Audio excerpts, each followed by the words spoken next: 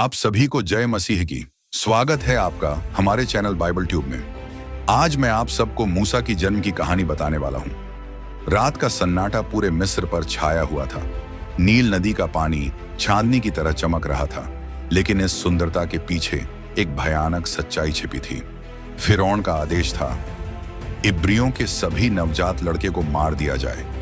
यह फरमान हर इस्राएलियों परिवार के लिए मौत का संदेश था। बच्चे की पहली चीख के साथ ही माता पिता की चिंता बढ़ जाती थी। यही वह समय था जब एक इस्राएली परिवार में एक अनोखे बालक का जन्म हुआ, जिसकी नियति मिस्र को हिला देने वाली थी। यह बालक था मूसा। मिस्र उस समय अपनी शक्ति के चरम पर था।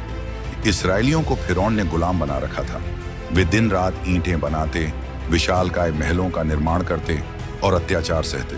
फिरौन को डर था कि अगर इस्राएलियों की संख्या बढ़ गई तो वे मिस्रियों के लिए खतरा बन सकते हैं। इसलिए उसने एक निर्दयी आदेश दिया, हर इजरायली नवजात लड़के को नील नदी में फेंक दिया जाए।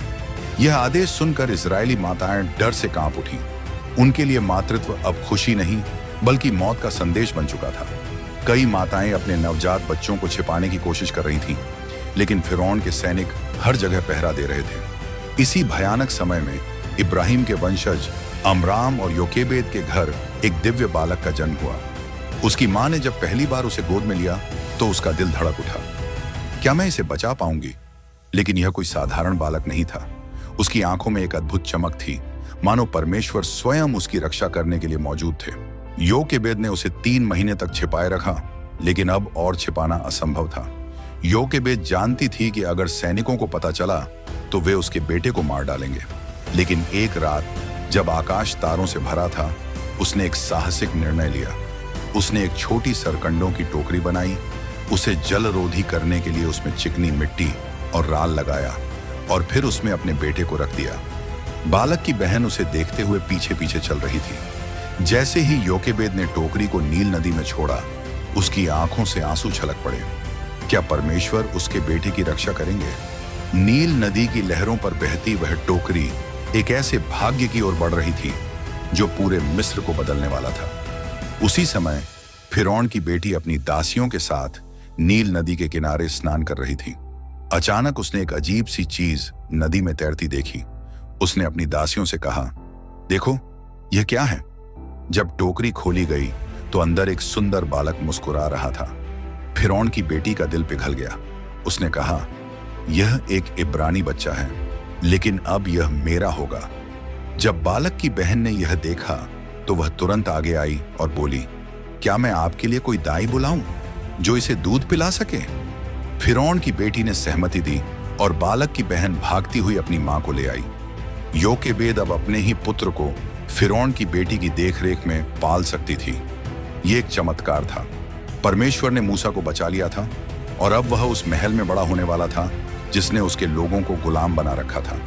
मूसा अब मिस्र के भव्य राजमहल में पलने लगा। फिरौन की बेटी ने उसका नाम रखा मूसा, जिसका अर्थ था पानी से निकाला गया।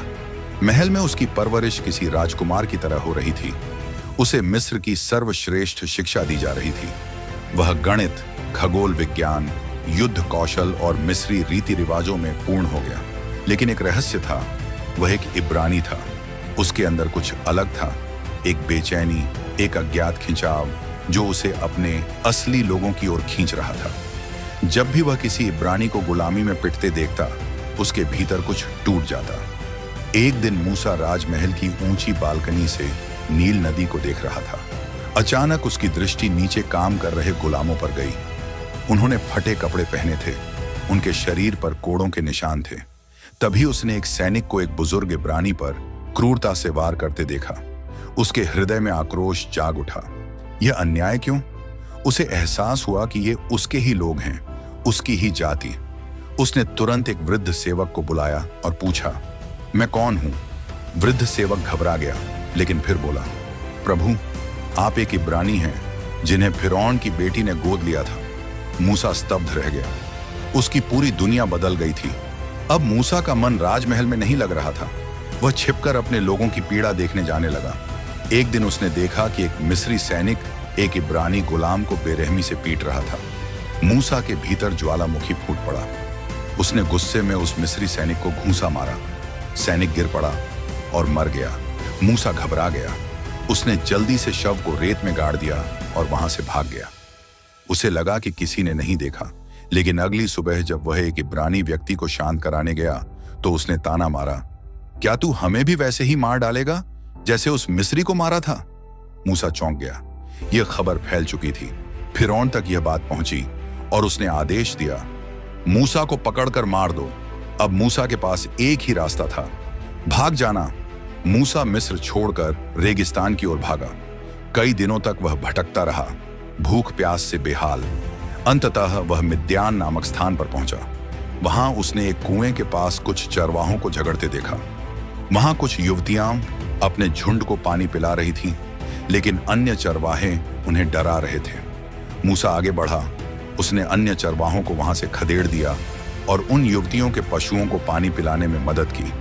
युवतियां अपने पिता रुएल के पास गईं और बताया कि एक मिस्री पुरुष ने उनकी मदद की।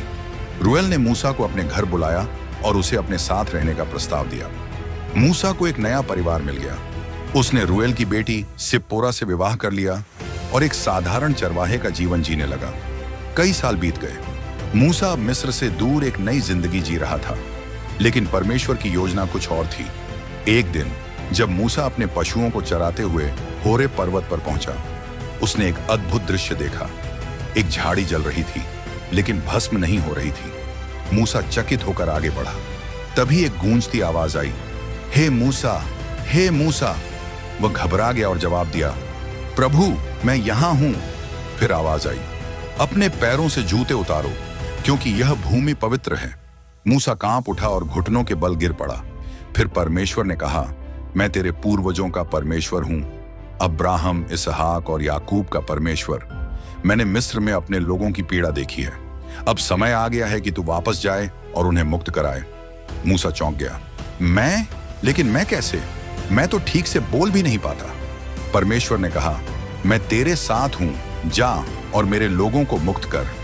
मूसा का जीवन हमेशा के लिए बदल गया था। मूसा अब तक एक साधारण चरवाहे के रूप में जी रहा था, लेकिन अब उसे मिस्र वापस जाकर फिरौन से सामना करना था। यह विचार ही उसे डरा रहा था। उसने परमेश्वर से कहा, अगर मैं जाऊं और लोग पूछें कि मुझे किसने भेजा है, तो मैं क्या कहूं? परमेश्वर ने उत्तर दिया, तू कहेगा कि मैं जो हूं सो हूं ने तुझे भेजा है। फिर भी मूसा को संदेह था, अगर वे मेरी बात न माने तो? तब परमेश्वर ने मूसा को 3 चमत्कारी चिन्ह दिए, ताकि वह इस्राएलियों और फिरौन को यह साबित कर सके कि परमेश्वर ने उसे भेजा है। 1, लाठी का सांप बन जाना। मूसा से पूछा कि उसके हाथ में क्या है। मूसा ने उत्तर दिया, एक लाठी। तब परमेश्वर ने कहा, इसे जमीन पर डाल। जैसे ही मूसा ने लाठी जमीन पर डाली, वह एक सांप में बदल गई। जब परमेश्वर ने मूसा से उसे पूंछ से पकड़ने को कहा, तो वह फिर से लाठी बन गई। यह चमत्कार परमेश्वर की शक्ति को दर्शाता था और यह दिखाता था कि वह निर्जीव चीजों को भी जीवन दे सकता है। 2, कोढ़ से भर जाना और ठीक हो जाना। परमेश्वर ने मूसा से कहा कि वह अपना हाथ अपनी छाती पर रखे। जब मूसा ने ऐसा किया और फिर हाथ निकाला, तो वह सफेद कोढ़ से भर चुका था। फिर परमेश्वर ने कहा कि वह दोबारा अपना हाथ अपनी छाती पर रखे। जब मूसा ने आज्ञा मानी और फिर हाथ बाहर निकाला, तो उसका हाथ पूरी तरह ठीक हो गया। यह चमत्कार परमेश्वर की चंगाई और पुनर्स्थापन की शक्ति को दिखाता था। 3, पानी का खून में बदल जाना। परमेश्वर ने मूसा से कहा कि यदि लोग पहले 2 चिन्हों पर विश्वास न करें, तो वह यह तीसरा चमत्कार दिखाए। मूसा को नील नदी से पानी लेकर जमीन पर गिराना था। जैसे ही पानी जमीन पर गिरता, वह खून में बदल जाता। यह चमत्कार यह दर्शाने के लिए था कि परमेश्वर मिस्र की नदियों पर भी अधिकार रखता है और न्याय कर सकता है। ये तीनों चिन्ह ये साबित करने के लिए दिए गए थे कि मूसा सच में परमेश्वर द्वारा भेजा गया है और इजरायली उसकी बातों पर विश्वास करें। अब मूसा के पास कोई विकल्प नहीं था। वह जानता था कि परमेश्वर की शक्ति उसके साथ है। मूसा को अब एक और चिंता थी, मैं ठीक से बोल नहीं पाता। परमेश्वर ने उत्तर दिया, तेरा भाई हारून तेरा सहायक बनेगा, वह तेरे लिए बोलेगा और तू उसे मार्गदर्शन देगा। अब मूसा को पूर्ण रूप से आश्वासन मिल गया। वह अपने परिवार को लेकर मिस्र के लिए निकल पड़ा। मूसा और हारून जब फिरौन के दरबार में पहुंचे, तो उन्होंने निडरता से कहा, इस्राएलियों को जाने दो, ताकि वे अपने परमेश्वर की आराधना कर सकें। फिरौन हंसा और बोला, मैं तेरे परमेश्वर को नहीं जानता, मैं इजरायलियों को नहीं जाने दूंगा। मूसा ने परमेश्वर के चमत्कार दिखाए। हारून ने अपनी लाठी को फेंका और वह एक सांप में बदल गई। लेकिन फिरौन के जादूगरों ने भी वैसा ही किया। फिर भी मूसा का सांप उनकी लाठियों को निगल गया। लेकिन फिरौन जिद्दी बना रहा। फिरौन के इनकार के बाद परमेश्वर ने मिस्र पर 10 भयानक विपत्तियां भेजी। 1. नील नदी का पानी खून में बदल गया। 2. मिस्र में मेंढकों का भयानक हमला हुआ। 3. जुओं की विपत्ति आई। 4. मक्खियों का आतंक छा गया। 5. पशुओं की महामारी फैली। 6. मानवों और पशुओं को भयानक फोड़े निकले। 7. भयंकर ओलावृष्टि हुई। 8. टिड्डियों ने सारी फसल नष्ट कर दी। 9. 3 दिन तक घना अंधकार छाया रहा। 10. मिस्र के हर पहलौठे पुत्र की मृत्यु हो गई। इस अंतिम विपत्ति के बाद फिरौन टूट गया। उसने मूसा को बुलाया और कहा, जाओ, इस्राएलियों को लेकर यहां से चले जाओ। मूसा इस्राएलियों को लेकर मिस्र से निकल पड़ा। लेकिन फिरौन ने अपना मन बदल लिया और अपनी सेना को मूसा के पीछे भेजा। जब इस्राएली लोग लाल समुद्र के किनारे पहुंचे तो वे घबरा गए। आगे समुद्र था, पीछे फिरौन की सेना। मूसा ने विश्वास के साथ अपनी लाठी समुद्र की ओर उठाई और फिर समुद्र 2 भागों में बंट गया। इस्राएली सुखद मार्ग से पार हो गए।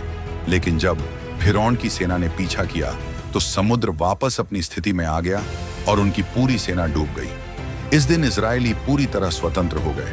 वे अब गुलाम नहीं थे। मूसा ने परमेश्वर के कहने पर उन्हें नेतृत्व दिया, उन्हें परमेश्वर की संहिताएं दी और एक नए राष्ट्र का निर्माण किया। उसके जन्म से ही परमेश्वर की योजना थी कि वह अपने लोगों को गुलामी से निकालकर स्वतंत्रता की ओर ले जाए। यह एक जन्म की नहीं बल्कि एक उद्धारकर्ता के बनने की कहानी थी। तो मित्रों, इस वीडियो में इतना ही। यह कहानी आपको कैसी लगी हमें कमेंट में जरूर बताएं और इस वीडियो को शेयर करें। हमारे चैनल बाइबल ट्यूब को सब्सक्राइब करें और भी प्रेरणादायक बाइबल कहानियों के लिए हमसे जुड़े रहें। मिलते हैं अगली वीडियो में। परमेश्वर आप सभी को आशीष दें। जय मसीह की।